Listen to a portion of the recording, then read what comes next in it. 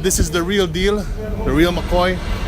We are on an actual subway station construction site, and this will also happen in the Philippines in a few months' time.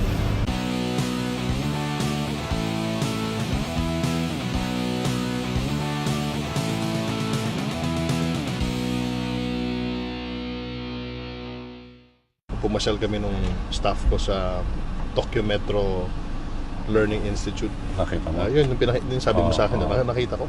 Ganun ba yung dadalhin mo sa... Ganun ang dadalhin natin. Ganun. In fact, yung mga nakita mo ba yung mga simulator doon, ibibigay sa atin yung grant. So yung Railroad Institute na itatayo natin, kung anong nakita mo, yung mga simulations doon, ganun din ho ang pipitbitin natin papunta sa Pilipinas.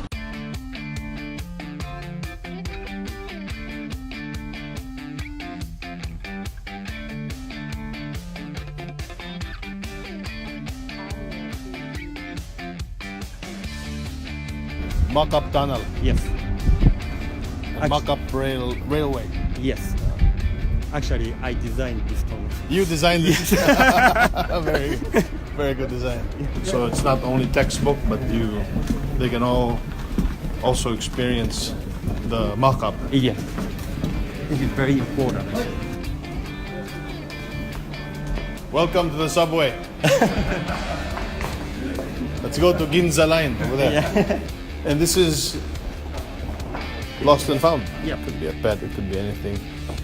They have a lost and found room, and a room also for the PWDs, or persons with disabilities. See-through toilets. This is a training tool for architecture. Oh, it's real. What you're looking at is a mock-up subway station, and this is the training facility here in Tokyo. So basically, this is what we hope to accomplish in the Philippines. It's great.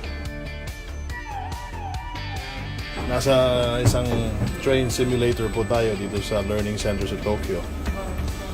At subukan ko maging piloto, maging driver ng train. Si ambassador ng konduktor ko.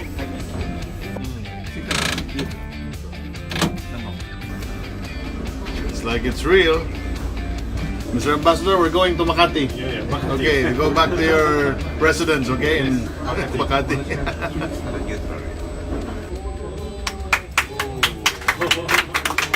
Good.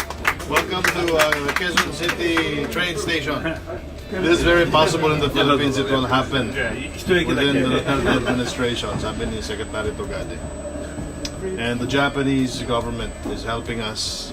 They are the ones spearheading the training and also the construction of the subway or the metro in the Philippines. The first one will be in Metro Manila. Nabanggit mo na from 77 kilometers of railway. Katapusan, gusto natin mong mangyari dyan. Oh. Matutumbok natin yung 1,900 kilometers. 1,900 kilometers. Napaka... Yung Mindanao ho, 600.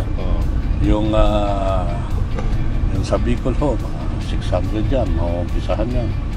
Yung sa kapaligiran ng Tutuban, pag sumahin mo yan, aabot ka ng tinatarget namin mga 1,900. So within our lifetime, at least magkakaroon tayo, matitikman, mararanasan natin na makasakay ng subway sa Quezon City. Oo naman. Yun ho, hangarin ho ng Pangulo at bibigyan katuparan natin yung hangarin ng Pangulo.